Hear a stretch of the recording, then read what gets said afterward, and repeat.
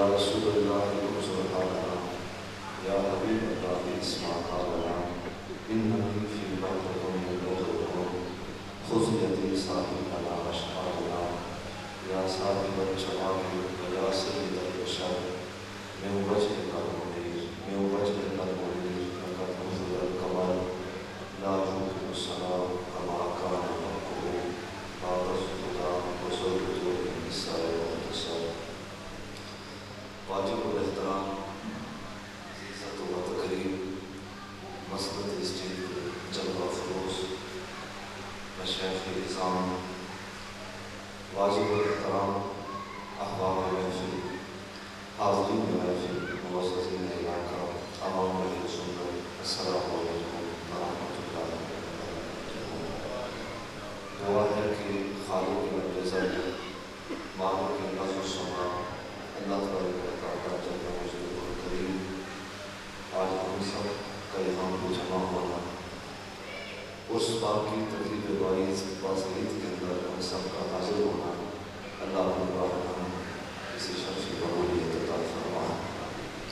دل سے دعا ہے کہ اللہ تبارک و تعالیٰ صاحب مزار کی روحوں کو اللہ جوار رحمت کے اندر مقام خاص نصیب فرمائے، ان کی روحانیت کے اندر اور ان کی فیض و برکات کے اندر مزید اللہ برکت عطا فرمائے. صاحبزادگان کے اللہ عمر میں، علم میں، ایمان و برکت عطا فرمائے.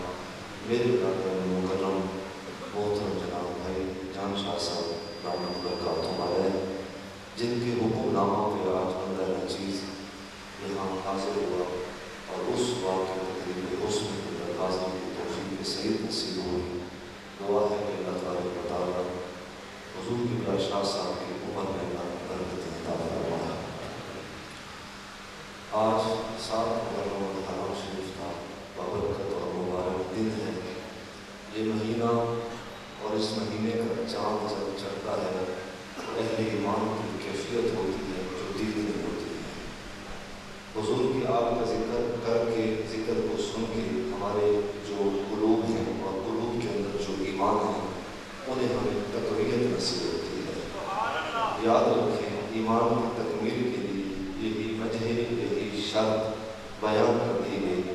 وہ حدیث مبارکہ حدیث ترمذی ہے، حضرت سیدنا عباس بن عبد المطلب رضی اللہ تعالیٰ عنہ اس حدیث کے راوی ہیں.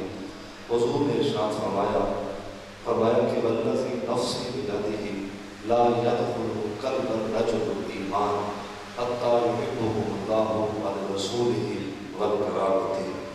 حضور نے ارشاد فرمایا کہ ایمان کی تکمیل کے لیے، ایمان کے مکمل ہونے کے لیے بنیادی طور پہ 3 شرطیں اور 3 جو ہیں وہ احکام اور اعمال ارشاد فرما دیے گئے. پہلا حکم فرمایا کہ حتی یحبہ اللہ، مومن کے ایمان کی تکمیل کے لیے لازم ہے کہ اللہ کے بندے کائنات کی ہر شے سے بڑھ کے اپنے رب کی ذات سے محبت کرتے رہیں. حتی یحبکم اللہ. قرآن پڑھیں تو قرآن کے اندر میرے پاک رب نے اپنے بندوں کے نام یہی سندیش ارشاد فرمایا کہ والذین آمنوا اشد حبا للہ. فرمایا کہ ایمان والے جو ہیں ان کی صفت یہی ہے کہ وہ کائنات کی ہر شے سے بڑھ کے اور دنیا کے ہر رشتے سے بڑھ کے اگر وہ کسی کی ذات سے پیار کرتے ہیں تو وہ ذات حق کا کرتے ہیں. تو فرمایا کہ حتی یحبکم اللہ، ایمان کی تکمیل کے لیے پہلے یہ شرط بیان فرمایا. پھر ارشاد فرمایا کہ ہمارے رسول ہی، اس کے نبی رحمت حضرت امام الانبیاء حضور صلی اللہ علیہ وسلم کی ذات کی محبت. حضور کی جو محبت ہے یہ نصف ایمان نہیں، ایمان کا رکن نہیں ہے، ایمان کا کونا نہیں ہے، بلکہ لا یؤمن احدکم حتی اکون احب الیہ من والدہ ووالدہ والناس اجمعین. فرمایا کہ میاں تب تک کوئی شخص بھی مومن ہو ہی نہیں سکتا جب تک اپنے ماں باپ اور اولاد سے بڑھ کے، حتیٰ کہ قریبی ہر رشتے سے بڑھ کے اللہ کے نبی کی ذات سے پیار نہ کرتا ہو. حضور کی محبت جو ہے وہ اصل ایمان ہے، وہ مکمل ایمان میرے نبی کی محبت ہے. چونکہ یہ میرا مضمون نہیں ہے، اس میں گفتگو کی جا سکتی ہے، پر کیف حضور نے ارشاد فرمایا کہ والد رسول ہی بل کراب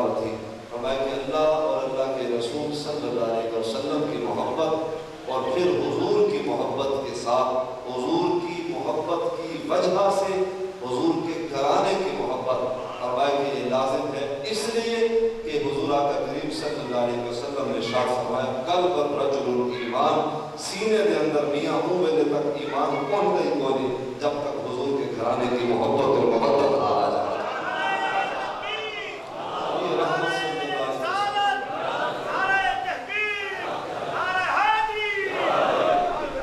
ان پاک نفوس کی محبت، نبی رحمت صلی اللہ علیہ وسلم کے خاندان اور آپ کی آبا کی محبت، یہ ایمان کی تکمیل ہے۔ ایمان کے مکمل ہونے کے لیے بنیادی شرائط رکھی گئی ہے۔ تو ہم سارے ہی سعادت مند ہیں، خوش نصیب ہیں کہ ایام محرم کے اندر اور دیگر پورے ہمارے لیل و نہار ہوں تو ہم کثرت کے ساتھ حضور آقا کریم صلی اللہ علیہ وسلم کی اصحاب کی بھی فضائل بیان کرتے چلے آ رہے ہیں اور حضور کی آل کے بھی فضائل بیان کرتے چلے آ رہے ہیں۔ آقا کریم صلی اللہ علیہ وسلم، یہ پہلا نقطہ اہل علم کی نظر میں عرض کر رہا ہوں۔ اس محفل حسن کے اندر میری آج دوسری دفعہ حاضری ہے اور میں آج پورے ذوق کے ساتھ گفتگو کرنا چاہ رہا ہوں سہل مزار کے حضور اپنی حاضری پیش کرنے کے لیے اور ان سے دعائیں لینے کے لیے۔ جملہ سماعت فرمائیں، سب سے پہلے جو اہل علم لوگ ہیں ان کے حضور ادب کے ساتھ یہ جملہ پیش کر رہا ہوں۔ حضور آقا کریم صلی اللہ علیہ وسلم کے بابرکت اور مقدس گھرانے کی تعظیم و توقیر کو بیان کرنا، ان کے فضائل، ان کے مناقب کو بیان کرنا، یہ صرف علماء یا خطباء کا انداز حسن نہیں ہے بلکہ خود میرے نبی کی یہ سنت مبارکہ ہے۔ حضور جب بھی گفتگو فرماتے اللہ کی توحید کے بعد آقا کریم صلی اللہ علیہ وسلم کی گفتگو کا یہی پہلو ہوتا۔ حضور سینے کی کشادگی کے ساتھ، الفاظ کی ذخائر کے ساتھ اپنے اصحاب اور اپنی آل کے حضور فضائل بیان فرمایا کرتے تھے۔ تو یہ حضور کی سنت مبارکہ ہے کہ منبر و محراب سے یہ جو آج ہم فضائل اہل بیت بیان کرتے ہیں، مناقب اہل بیت بیان کرتے ہیں، یہ رسم نہیں ہے، یہ رواج نہیں ہے، یہ آج سے صدیاں قبل آقا کریم صلی اللہ علیہ وسلم مکے کی سرزمین ہو یا مدینے کی پاک دھرتی ہو، غدیر خم کی وادی ہو یا پھر بدر و حنین کے مقامات ہو، آقا کریم صلی اللہ علیہ وسلم جہاں میں رب کی توحید بیان فرماتے وہاں ان پاک ہستیوں کے فضائل میں بیان فرماتے اور ان کے تذکر ان کی شانیں بھی بیان فرماتے۔ آئیں اس حوالے سے ایک حدیث سماعت فرمائیں، اس حوالے سے ایک حدیث کو سماعت فرمائیں۔ آقا کریم صلی اللہ علیہ وسلم حضور نے جس انداز کے ساتھ، جس ترتیب کے ساتھ اپنے بابرکت اور مقدس گھرانے کی فضائل بیان فرمائے، بالخصوص حضرت حسنین کریمین رضی اللہ تعالیٰ عنہ ان کے فضائل بیان فرمائے۔ میں جب اس حدیث کو پہلی دفعہ جب پڑھا اور پھر یاد کر رہا تھا تو میں سوچ رہا تھا کہ کس ترتیب کے ساتھ، میں اس پہ آپ کی تھوڑی سی فکر چاہوں گا، توجہ تو آپ پہلے بھی مرکوز فرما بیٹھے ہیں، اس پہ فکر چاہوں گا کہ کس حسن ظن کے ساتھ الفاظ کو کس ترتیب کے ساتھ حضور نے بیان فرمایا۔ آقا کریم صلی اللہ علیہ وسلم ارشاد فرماتے ہیں، روایت کرتے ہیں حضرت سلیمان فارسی رضی اللہ تعالیٰ عنہ، امام حاکم نے اپنے مستدرک کے اندر بیان فرمایا، ویسے ابن ماجہ کے اندر اس حدیث کو محفوظ فرما دیا گیا۔ فرمان نبوی حضور نے ارشاد فرمایا، اب دیکھیں کہ الفاظ کی ترتیب دیکھیں، من احبہما، قال رسول اللہ صلی اللہ علیہ وسلم، من احبہما احبنی ومن احبنی احبہ اللہ ومن احبہ اللہ ادخلہ الجنہ۔ پھر ارشاد فرمایا، یہ پہلا اصول، پھر ارشاد فرمایا کہ ومن ابغضہما ابغضنی ومن ابغضنی ابغضہ اللہ ومن ابغضہ اللہ ادخلہ النار۔ حضور نے ارشاد فرمایا، اب ترتیب دیکھیں، علماء آپ کو یہ سبق اکثر و بیشتر سنا چکے، لیکن اس ترتیب کی طرف میں آپ کی توجہ چاہوں گا کہ دیکھیں کس انداز کے ساتھ اور کس حسن الفاظ کے ساتھ حضور نے ارشاد فرمایا کہ جو ان سے پیار کرے، نواز رسول حضرت امام حسن رضی اللہ تعالیٰ عنہ اور سید الشہداء حضرت امام حسین رضی اللہ تعالیٰ عنہ، فرمایا کہ جو ان سے پیار کرے، مخاطبین کو ارشاد فرمایا جا رہا ہے جو ان سے پیار کرتا ہے وہ در حقیقت وہ سکھڑ انہیں نال پیار نہیں کرے گا، وہ تو بلکہ اللہ کے نبی نال پیار کرے گا۔ فرمایا کہ جو ان سے پیار کرتا ہے وہ اللہ کے نبی سے پیار کرتا ہے، اور جو اللہ کے نبی سے پیار کرتا ہے وہ در حقیقت ذات حق سے پیار کرتا ہے۔ اور پھر ارشاد فرمایا کہ جو رب کے پیار میں رہ کے زندگی بسر کرے یا اس کے خوف میں رہ کے زندگی بسر अदखलहु जन्ना, अल्लाह वादा फरमा रहा है कि वो जन्नत का वासी होगा। फिर इरशाद फरमाया कि ये तो था प्यार करने वाला। तरतीब देखें, अल्फाज के वजन को देखें, लय को देखें, और इस तरह की जिस तरह नात बयान की जा रही है, इस तरह की जिस तरह आका करीम सल्लल्लाहु अलैहि वसल्लम खुद ये अंदाज़ हुस्न उलमाओं का ज़ौक़ को तुमको ये तकाज़े दीन सिखा रहे हैं, कि फरमा रहे हैं कि जो इनसे प्यार करता हो वो दर हकीकत हुजूर से प्यार करता है, और जो हुजूर से प्यार करे बिल यकीन अल्लाह उसे जज़ा देता है, मकाम जन्नत का जो है वो उसे वो हिस्सा नसीब होता है। फिर इरशाद फरमाया कि जो इनसे बुग़्ज़ करे, वमान अबग़ज़हुमा अबग़ज़नी, जो इनसे बुग़्ज़ करे। अब देखें कि लोग हैं, अगर लोग ना होते तो फिर आज तकरीबन ये अक़ैद और ये तफ़र्रुक़ात और ये मामलात और ये फ़िरके वजूद में ना आते।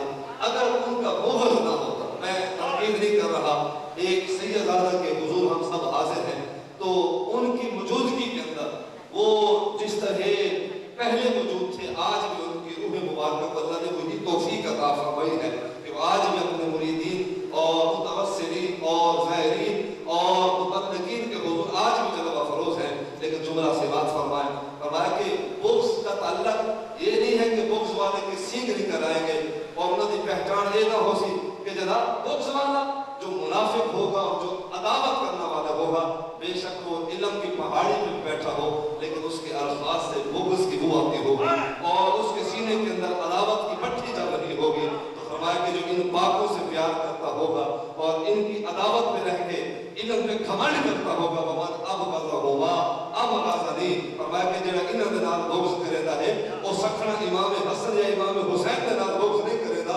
बल्कि ओदा बुग़्ज़ नबी रहमत सल्लल्लाहु अलैहि वसल्लम की ज़ात रहमत से है।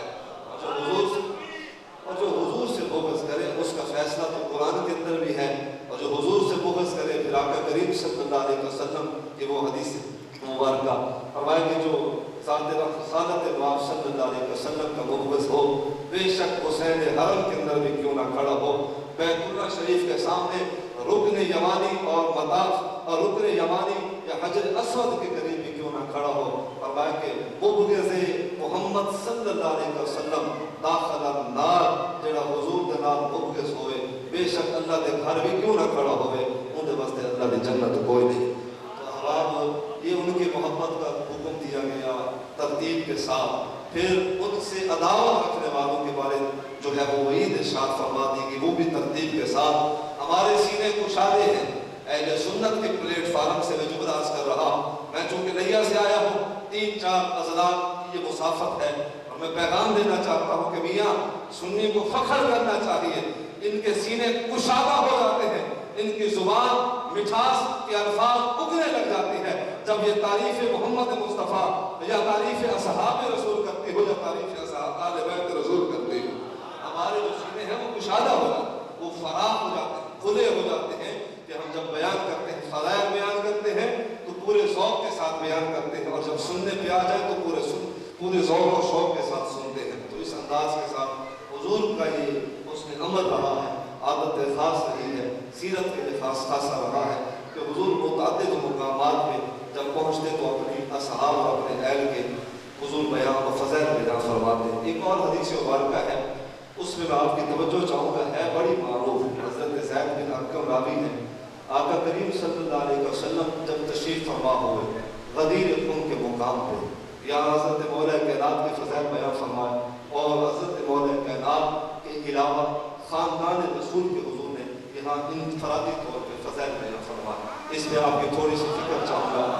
हुज़ूर जब गदीर ख़ुम के मुकाम पे जलवा अफ़रोज़ हुए, वाक़या है तो बड़ा तावील, इब्न असीर ने अपनी सीरत के अंदर, इमाम इब्न हिशाम ने अपनी सीरत के अल्फाज के अंदर थोड़ा इख्तलाफ है, लेकिन आका करीम सल्लल्लाहु अलैहि वसल्लम ने जहाँ फ़ज़ैल बयान फरमाए उन फ़ज़ैल के अंदर कहीं इख्तलाफ नहीं पाया गया। अब सुने, गदीर ख़ुम हुआ कुछ यूँ कि हज की सआदत अदा करने के बाद हुज़ूर जब शहर मदीना शरीफ की तरफ रवाना हुए, रास्ते के अंदर एक जगह का इंतखाब फरमाया गया और उस जगह उस वादी का नाम था गदीर ख़ुम। अच्छा, इस जगह का इंतखाब इसलिए किया गया कि यहाँ सब्ज़ा भी था, पानी भी था। हुज़ूर ने आका करीम सल्लल्लाहु अलैहि वसल्लम ने इरशाद फरमाया कि आज यही रात गुजारेंगे, जानवर भी सैराब होंगे और पानी भी मुहैया है, परेशानी कोई नहीं, یہاں رکے، عشاء کی نماز فجر کی نماز یہاں پہ ادا فرمائے، اور بعض نے لکھا کہ مغرب عشاء اور فجر کی نماز حضور نے ادا فرمائے۔ المختصر فجر کی نماز ادا کرنے کے بعد عادت رسول یہ ہوتی کہ آقا کریم صلی اللہ علیہ وسلم جب کوئی گفتگو فرماتے تو حضور چند اصحاب کے ذریعے پیغام نبوی دیگر اصحاب تک حضور ارشاد فرما دیتے ہیں۔ خطبے کے لیے ایک جگہ کا انتخاب کیا گیا، حضور اس بلند مقام پہ جلوہ افروز ہوئے اور خطبہ ارشاد فرمایا۔ اس میں آپ کی توجہ چاہوں گا کہ میرے نبی کی سیرت کا خاص خاصہ رہا ہے۔ ہم سنی ہیں، لوگ دوسرے عقائد کے لوگ ہمیں یہ تانا دیتے ہیں کہ میاں تم توحید کو بیان نہیں کرتے۔ میں کہتا ہوں کہ میاں جس طرح سنی بیان کرتا ہے زمانہ کر ہی کوئی نہیں سکتا۔ اب آئیں اس میں جملہ سے بات فرمائیں، جملہ تاکہ پاکوں کی روح کو یہ سید کا سلام اور خراج پیش ہو جائے اور میری عاقبت کی جو ہے وہ سدھار کے لیے اور عاقبت کی بہتری کے لیے وہ دو الفاظ بول لیں۔ اب جملہ سے بات فرمائیں۔ حضور نے جب گفتگو کا سلسلہ شروع فرمایا تو سورۃ الشعراء کی آیتیں پڑھنی چاہیے۔ یہ علماء سے آپ نے سنا ہوگا، ہو سکتا ہے سورۃ الشعراء کی آیتیں پڑھیں۔ الذی خلقنی فہو یہدین۔ اب دیکھیں کہ کس طرح اس سٹیج سے توحید کو بیان کیا جا رہا۔ الذی خلقنی فہو یہدین والذی هو یطعمنی ویسقین وَإِذَا مَرِضْتُ فَهُوَ يَشْفِينِ وَالَّذِي يُمِيتُنِي ثُمَّ يُحْيِينِ وَالَّذِي أَطْمَعُ أَن يَغْفِرَ لِي خَطِيئَتِي يَوْمَ الدِّينِ۔ اس انداز کے ساتھ پاک رب کی شان کو بیان کیا گیا، اس کی اکائیت، اس کی توحید، ذات سمادیت کی عظمت کو بیان کر دیا گیا۔ اور پھر حضور نے ارشاد فرمایا جب اللہ کی توحید احکام الہ بیان ہو چکے پھر گفتگو کا سلسلہ دوسری جانب حضور آقا کریم صلی اللہ علیہ وسلم نے مرکوز فرمایا اور احکام قرآن، فضیلت قرآن پہ حضور نے جملے ارشاد فرمائے۔ حضرت زید بن ارقم فرماتے ہیں کہ حضور نے ارشاد فرمایا کہ وَأَنَا طَارِقُ فِيكُمُ الثَّقَلَيْنِ أَوَّلُهُمَا کتاب اللہ فیہ نور و ہدیٰ۔ فرمایا کہ وہ شخص کبھی بھی گمراہ نہیں ہوگا، آپ کی توجہ، وہ شخص کبھی بھی گمراہ نہیں ہوگا جس کی نسبت اللہ کی ناریب کتاب قرآن مجید سے جڑی رہے گی۔ فرمایا کہ وہ کبھی گمراہ نہیں ہوگا، وہ کہیں ذات پات نہ ہوئے، کہیں حسب نسب نہ ہوئے۔ اللہ وہ بندے کو گمراہی تو اللہ بچا گن سی جڑے بندے دا تعلق اللہ دی پاک اور اچھی کتاب قرآن مجید دے نال جڑا رہتا ہے۔ تو آپ احباب آئیں اٹھیں، کتاب حکمت سے بھی تعلق جوڑیں، اس لیے کہ یہ بندوں کے لیے ہدایت نامہ ہے، اس لیے کہ بندوں کو گمراہی سے بچا دے، اس لیے کہ اس کے اندر شفا بھی ہے، اس کے اندر برکت بھی ہے۔ یہ ایسا کلام ہے کہ کلام کو جب کوئی پڑھتا ہے تو رب کا کلام، اور اللہ اس کلام پڑھنے والوں کو اپنا قرب خاص عطا فرما دیتا ہے، اور اس کلام کے ذریعے سے اپنے رب سے ہم کلام ہوتا ہے، کلام کرتا ہے۔ تو آقا کریم صلی اللہ علیہ وسلم نے جب فضائل اہل بیت میں جملے ارشاد فرمائے، وہ جملے بھی بڑی تاریخ سال ہیں، الفاظ 4 ہیں، لیکن حضور والا ان 4 الفاظ کے اندر بڑی معرفت رکھ دی ہے۔ حضور نے ارشاد فرمایا کہ ثم قال واہل بیت، فرمایا کہ وہ بھی کبھی گمراہ نہیں ہوگا۔ پہلا وہ جن نسبت قرآن دینا وہ بھی کہیں گمراہ نہ ہو سی، لیکن شرط یہ ہے قرآن پڑھے، قرآن کو سمجھے، قرآن کے معنی اور مطالب پہ رہ کے زندگی بسر کرے، وہ کبھی گمراہ نہیں ہوگا۔ اور پھر ارشاد فرمایا کہ وہ بھی کبھی گمراہ نہیں ہوگا جس کی نسبت نبی کے پاک گھرانے سے جڑی ہو، جس کی نسبت نبی رحمت صلی اللہ علیہ وسلم کے بابرکت اور مقدس گھرانے سے ہوگی۔ تو فرمایا کہ وہ کبھی گمراہ نہیں ہوگا۔ تو گمراہی سے بچنے کے لیے ان بابرکت نفوس کا سہارا ہے۔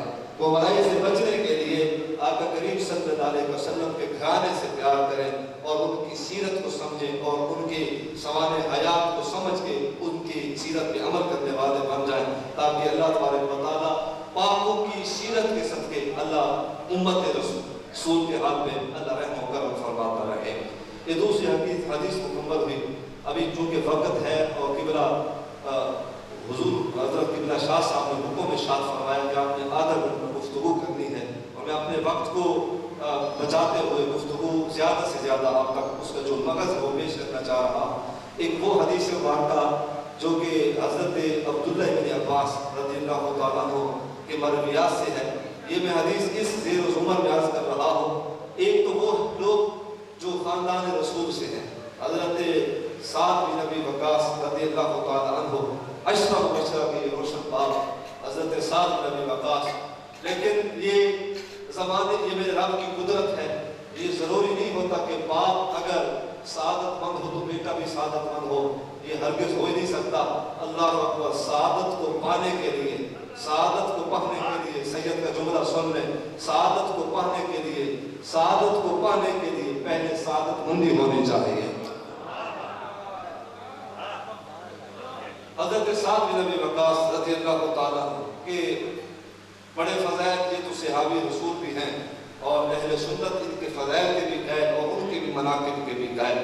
آقا کریم صلی اللہ علیہ وسلم ان سے بے حد پیار فرماتے ہیں۔ اب سنیں، فرماتے ہیں کہ یہ میں ایک تو وہ حدیث مبارکہ کہ حضور نے کوڑ کر کے ارشاد فرمایا، مخصوص کر کے ارشاد فرمایا، یہ جو نفوس بطول ہیں اور جو خانواد رسول صلی اللہ علیہ وسلم کے جو چشم و چراغ ان کے متعلق یہ جو آیت مبارکہ نازل ہوئی تو حضرت سعد بن ابی وقاص فرماتے ہیں کہ میں نے اپنی آنکھوں سے دیکھا، کانوں سے سنا، حضور دعا مانگتے ہیں، چادر نبوت حضور انہیں عطا فرماتے ہیں 5 ہستیوں کو، حضرت مولا کائنات سلام اللہ علیہ اور حضرت خاتون جنت مخدومہ کائنات سیدۃ النساء، آپ کو چادر نبوت اور آپ کے شہزادگان کو حضور نے چادر عطا فرمایا۔ اور حضرت سعد بن ابی وقاص فرماتے ہیں رضی اللہ تعالیٰ عنہ، فرماتے ہیں کہ میں نے اپنی آنکھوں سے دیکھا، کانوں سے سنا، حضور دعا مانگتے ہیں، اللہم ہؤلاء اہل بیت فاذهب اہل الرجس، اے اللہ یہ میری اہل بیت ہیں، ان سے رجس کو پلیتی کو دور فرما دے، مالک جس طرح تیرا وعدہ ہے انہیں طہارت عطا فرما دے، جس طرح تیرا وعدہ ہے انہیں پاکی عطا فرما دے، جس طرح تیرا وعدہ ہے انہیں تقوی عطا فرما دے۔ تو حضرت سعد بن ابی وقاص فرماتے ہیں کہ یہ بابرکت اور مقدس نفوس تھے جو دامن نبوت کے قریب تھے اور جن کو حضور سامنے بٹھا کے دعا مانگ رہے ہیں۔ اور دوسری وہ حدیث مبارکہ جو کہ حضرت عبداللہ بن عباس رضی اللہ تعالیٰ کے مرویات سے ہے کہ وہ سارا خاندان رسول، اس پہ آپ کی توجہ چاہوں گا، بے شک وہ سلسلہ چلا ہو حضرت امام حسن رضی اللہ تعالیٰ عنہ سے، آپ کے سلاسل سے، آپ کی طریقت سے، آپ کے جو ہے وہ نسب سے، ان سادات کی بھی تکریم کریں، عزت کریں اور ان کا بھی احترام امت میں لازم ہے۔ اگر سلسلہ چلا ہو حضرت امام حسین رضی اللہ تعالیٰ کے جانشین حضرت امام سجاد رضی اللہ تعالیٰ سے، تو ان کی بھی تکریم کریں۔ جملہ کہنے کا مقصد یہ ہے کہ جو حسنی سید ہیں میاں امت ہوتے واجب ہے امت انہوں کا بھی احترام کرے، جنہیں حسینی سید ہیں امت انہوں کا بھی احترام کرے۔ یہ پہلا مسئلہ سن لیں۔ اور دوسری بات کہ میں یہاں پہ تمام سادات کی جو شان ہے وہ یوں بیان کرتے چلا آ رہا ہوں۔ ان ایام خیر کے اندر حضور کا وہ فرمان حضرت عبداللہ بن عباس رضی اللہ تعالیٰ عنہ کی مرویات سے حضور نے ارشاد فرمایا، یا بنی عبد المطلب، یہ آقا کریم صلی اللہ علیہ وسلم کی دعا، اور حضور ارشاد فرما رہے ہیں اپنے اصحاب سے مخاطب ہو کے کہ میں نے اپنی آل کے لیے یہ دعا مانگی ہے، یا بنی عبد المطلب، یا بنی عبد المطلب، درود شریف پڑھنے محبت کے ساتھ، اللہم صلی علی سیدنا محمد النبی الأمی وعلی آلہ وصحبہ وسلم، انی سألت اللہ لکم ثلاثا ان یثبت قائمکم وان یہدی ظلکم وان یعلم جاہلکم۔ آقا کریم صلی اللہ علیہ وسلم نے یہ دعا مانگی، یہ تو الفاظ تھے علماء کی خدمت کے اندر، یہ خود بہتر جانتے ہیں۔ پھر حضور نے دعا مانگی، وَسَأَلْتُ اللَّهَ أَن يَجْعَلَكُمْ جُعَدَاءَ نُجَدَاءَ رُحَمَاءَ۔ آقا کریم صلی اللہ علیہ وسلم نے ارشاد فرمایا کہ ساری بنی عبد المطلب کے لیے میں نے یہ دعا مانگی اللہ کی بارگاہ میں، اے اللہ اے یثبت قائمکم وان یہدی ظلکم وان یعلم جاہلکم، اے اللہ انہیں دین پہ ثابت قدم رکھنا، ان کے علم کے اندر برکت عطا فرما دینا، اور مالک انہیں زمانے کی گمراہی سے بچا دے۔ یہ دعا مانگی گئی آقا کریم صلی اللہ علیہ وسلم، اور جو آداء نجداء رحماء، آقا کریم صلی اللہ علیہ وسلم نے ارشاد فرمایا کہ دعا مانگی کہ اللہ انہیں بہادر بنائے۔ بنی عبد المطلب کے جتنے بھی چشم و چراغ ہیں، بڑے ہوں چھوٹے ہوں، پڑھے لکھے ہوں ان پڑھ ہوں، تھوڑے علم والے ہوں زیادہ علم والے ہوں، عرب کا رہنے والا ہو کوئی شہنشاہ یا عجم کا تاجدار ہو، ہر ایک شہزادے کے لیے دعا مانگی کہ جو آداء نجداء رحماء، اے اللہ انہیں بہادر بنانا، انہیں سخی بنانا اور لوگوں کو انہیں رحم دل بنا دینا۔ اور آقا کریم صلی اللہ علیہ وسلم نے ارشاد فرمایا کہ یہ دعا مانگی ہے، اور پھر حضور نے وہ تاریخ سا جملے ارشاد فرمائے فَلَوْ أَنَّ رَجُلًا صَفَّنَ بَيْنَ الرُّكْنِ وَالْمَقَامِ، فرمایا کہ کوئی شخص رکن یمانی پہ کھڑا ہو یا مقام ابراہیمی پہ کھڑا ہو، کیا کر رہا ہو؟ عبادت کر رہا ہو، نوافل پڑھ رہا ہو، تسبیحات کے اندر ہو، ذکر کے اندر ہو، فکر کے اندر ہو، فرمایا کہ اللہ کو اس کی عبادت کی لوڑ کوئی نہیں، عبادت کی ضرورت کوئی نہیں۔ کون شخص؟ پھر ارشاد فرمایا ثم لقی اللہ، بے شک وہ اسی حالت پہ مر جائے وَهُوَ مُبْغِضُ أَهْلِ بَيْتِ مُحَمَّدٍ دَخَلَ النَّارَ، فرمایا کہ بے شخص کوئی حالت دے وچ وہی جگہ ہوتے مر بھی بنے نا، فرمایا کہ پھر بھی اس کے مقدر کے اندر لکھ دیا گیا ہے کہ وہ داخل النار، وہ جہنمی ہے جو بغض اہل بیت پہ مرا ہو۔ میں اس طرح شاید یہ جملہ عرض نہیں کر سکا جس طرح آپ کی سماعتیں سننے کا مزاج رکھتی ہیں کہ آقا کریم صلی اللہ علیہ وسلم کے یہ فرمان کتنا جاندار اور کتنا واضح ہے۔ اس امت کو پیغام دیا جا رہا ہے جس نے کلمہ رسول پڑھا ہے، اور پیغام یہی ہے کہ ثم لقی اللہ وَهُوَ مُبْغِضُ أَهْلِ بَيْتِ مُحَمَّدٍ دَخَلَ النَّارَ، فرمایا کہ بے شک کوئی اس جگہ پہ مر بھی جائے اس حالت خیر کے اندر بھی، اگر اس کے سینے کے اندر بغض اہل بیت ہو تو پھر اللہ تبارک و تعالیٰ بغض اہل بیت کی وجہ سے سزا یہ دے گا کہ وہ داخل النار، وہ جہنمی ہو جائے گا۔ تو اب آپ آئیں شقاوت کو مٹائیں، عداوت کو ختم کریں، تدورت کو اپنے ہاتھوں سے آپ مٹا دیں، ان پاک ہستیوں سے پیار کریں۔ خاندان رسول سے جو پیار کرتا ہے، زمانے کے اندر وہ واقعات بڑے معروف ہیں۔ کسی کو جو ہے وہ بغداد کی شہنشاہی مل گئی سادات کی غلامی کی وجہ سے، میرا جو وقت تھا وہ تقریباً پورا ہو چکا ہے، اب میں وقت کی قید میں کھڑے ہو کے چند باتیں اصلاح بیان کرنے جا رہا ہوں۔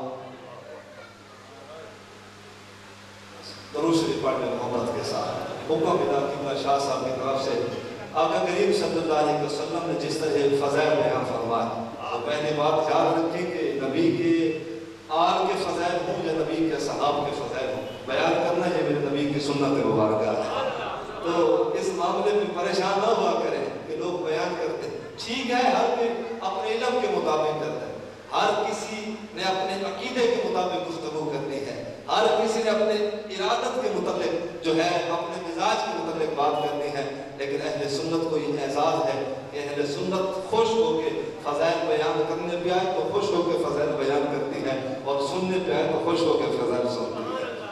اس میں ایک اور حدیث ہے، اس کو میں عرض کروں گا، اور اس کے بعد جس طرح حکم ہوگا صاحب میر مجلس کا، آقا کریم صلی اللہ علیہ وسلم نے جس طرح اپنے فضائل، اپنے صحاب کے فضائل، اپنی آل کے فضائل بیان فرمایا، آقا کریم صلی اللہ علیہ وسلم نے ارشاد فرمایا، وہ حدیث مبارکہ حضرت زید بن ارقم کی مرویات سے ہے، حضرت اسامہ بن زید کی مرویات سے ہے، حضور کی خدمت نازاں کے اندر یہ حاضر ہوئے، کوئی سوال تھا، آگے انہوں نے سوال عرض کیا اختصار کے ساتھ، حدیث ترمذی ہے، ابن ماجہ شریف کے اندر بھی اس حدیث کو محفوظ کر دیا گیا۔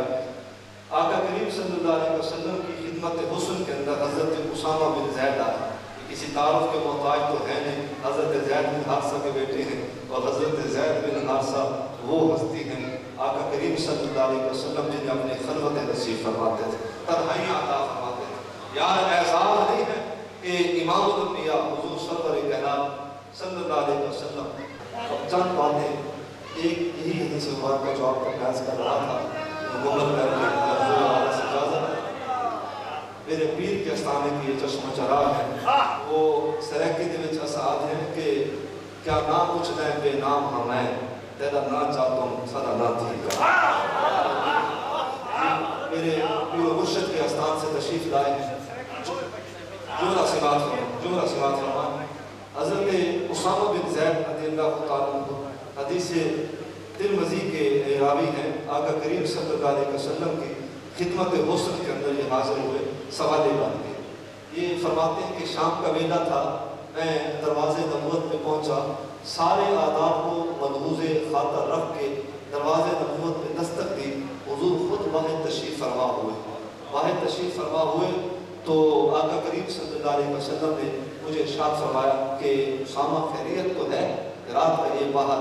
حضرت اسامہ بن زید نے اپنی حاجت خدمت نبوی کے اندر عرض کی۔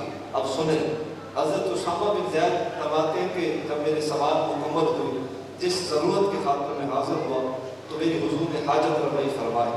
اس کے بعد ایک چادر حضور نے اوڑھی ہوئی تھی, پہنی ہوئی تھی, اور آقا کریم صلی اللہ علیہ وسلم کبھی سبز رنگ کی چادر اور کبھی کالے رنگ کی چادر حضور زیب تن فرمایا کرتے تھے. اور آقا کریم صلی اللہ علیہ وسلم کی چادر نبوت کے اندر حضرت اسامہ بن زید فرماتے کہ کوئی ایسی شے تھی کہ جو محو حرکت تھی, مجھ سے رہا نہ گیا. میں نے عرض کیا غلام تھا, غلام کا بیٹا تھا, اسی غلامی کے ناز پہ میں نے سرکار دو جہاں کی خدمت نازاں کے اندر یہی سوال کیا. آقا کریم صلی اللہ علیہ وسلم نے سے عرض کیا کہ حضور ارشاد فرمائیں کہ چادر نبوت کے اندر ہے ایسا کچھ جو محو حرکت ہے اور جو ساکت نہیں ہے. تو آقا کریم صلی اللہ علیہ وسلم نے چادر کے ایک پلو کو ہٹایا. میں اس چیز کو بھی ادب کے خلاف سمجھتا ہوں کہ میں نے کوئی چادر پہنی اور میں مثال دیتا ہوں, یہ میرے ادب کے خلاف ہے. آقا کریم صلی اللہ علیہ وسلم نے چادر نبوت کے ایک پلو ہٹایا. الفاظ کے مزید کے ہیں, حضرت اسامہ بن زید فرماتے ہیں کہ فَكَشَّفَهُ فَإِذَا الْحَسَنُ وَالْحُسَيْنُ, میں نے اپنے آنکھوں سے دیکھا سینہ نبوت کی ایک طرف حضرت امام حسن سرکار ہے اور سینہ نبوت کی دوسری طرف حضرت امام حسین سرکار ہے. فرماتے ہیں کہ حضور نے پھر ان کا تعارف کروایا, فرمایا کہ اسامہ بن زید یہ میرے بیٹی کے بیٹے ہیں حضرت امام حسن. گو کہ حضرت اسامہ بن زید جانتے ہوں, لیکن یار میں یہ نقطہ محدثین کے اعتبار سے مدرس کر رہا ہوں کہ حضور نے تعارف کیوں کروایا. وہ تو جانتے تھے, حضرت اسامہ بن زید جانتے تھے یہ تعارف کیوں کروایا جا رہا ہے. تعارف اس لیے کروایا جا رہا ہے, اللہ اکبر, جب کوئی شخص صاحب تعارف ہو یا اس مقام اور اس لیول اور اس سٹیٹس کا پہ پر جمع ہو تو پھر اس کا تعارف کروایا جاتا ہے. آقا کریم صلی اللہ علیہ وسلم تعارف کس لیے کروا رہے تھے, بتا رہے تھے کہ اسامہ بن زید جی میں تو سارے نال پیار کرے نہ ہے, انہوں نے نال بھی پیار کر رہا ہے. تعارف کروایا جا رہا ہے. اور حضور نے ارشاد فرمایا یہ میری بیٹی کے بیٹے ہیں, ان سے میں پیار کرتا ہوں. پھر دعا مانگی, اللہم انی احبہما واحبہما واحب من یحبہما, اے اللہ ان سے میں پیار کرتا ہوں. نبی نے ہاتھ اٹھائے, دعا مانگی, اللہ اکبر. کیا خیال ہے یہ میرا ذوق نہیں ہے, یہ میرا ایمان ہے. عام شخص ہاتھ اٹھائے اللہ اس کی دعا رد نہیں کرتا. یہاں پہ تو اللہ کا نبی دعا مانگ رہا ہے, یہاں پہ تو نبیوں کا نبی دعا مانگ رہا ہے, یہاں پہ تو وہ دعا مانگ رہے ہیں جن کی خاطر بس میں کائنات میں سجایا گیا. اور حضور آقا کریم صلی اللہ علیہ وسلم یہ ناز بھری دعا بارگاہ حق کے اندر پیش کر عرض کرتے ہیں, مالک ان سے میں پیار کرتا ہوں, ان سے تم بھی پیار فرما. اے پاک رب جو ان سے پیار کرتا ہو عرش کا رحمان تو ان سے بھی پیار فرما. حضور کی یہ دعا ہے. آئے احباب اس دعا کو سمجھیں, اس میں عمل کریں. حضور آقا کریم صلی اللہ علیہ وسلم کے خانوادے سے, آپ کے گھرانے سے پیار کریں, عزت کریں.